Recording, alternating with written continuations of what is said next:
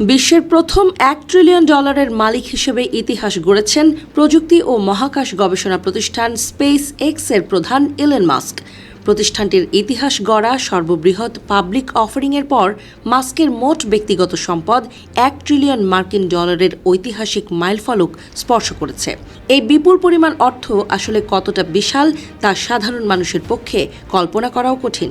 বর্তমানে বিশ্বের জনসংখ্যা প্রায় 820 কোটি, অর্থাৎ একজন ব্যক্তির একক সম্পদ দিয়ে পুরো পৃথিবীর প্রতিটি মানুষের পকেটে এক ধাক্কায় মোটা অঙ্কের টাকা গুঁজে দেওয়া সম্ভব। নগদ অর্থের হিসেবে এই $1 ট্রিলিয়ন কথা চিন্তা করলে মাথা ঘুরে যাওয়ার জোগাড় হবে। এই পরিমাণ $1 নগদ নোট যদি একটার পর একটা পরপর সাজানো হয়, তবে সেই লাইনটির দৈর্ঘ্য প্রায় 15 কোটি 60 লাখ কিলোমিটার বা 9 কোটি 70 লাখ মাইল ছাড়িয়ে যাবে। এই দূরত্ব পৃথিবী থেকে সূর্যের গড় দূরত্বের চেয়েও বেশি।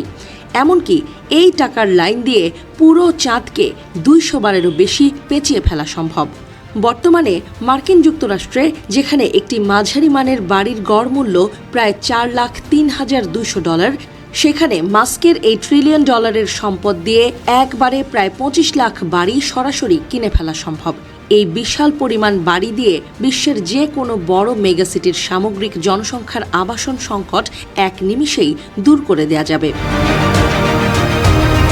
এছাড়া ইলন মাস্কের নিজের জন্মভূমি দক্ষিণ আফ্রিকার বার্ষিক অর্থনীতির আকার প্রায় $480 বিলিয়ন। সেখানে মাস্কের নিজের ব্যক্তিগত সম্পদ তার দেশের সামগ্রিক অর্থনীতির চেয়েও দ্বিগুণেরও বেশি।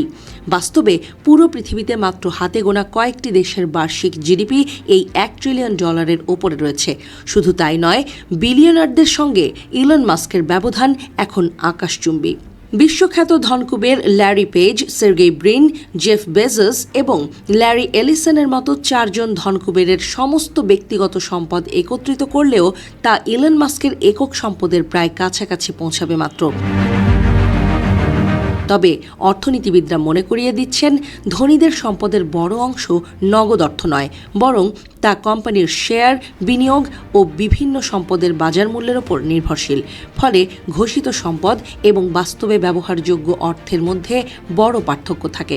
ইলন মাস্কের এই বিপুল সম্পদ বিশ্ব অর্থনীতিতে ব্যক্তিগত সম্পদের ক্রমবর্ধমান কেন্দ্রীভবন এবং প্রযুক্তি খাতের প্রভাব বৃদ্ধির একটি গুরুত্বপূর্ণ উদাহরণ হিসেবে দেখা হচ্ছে।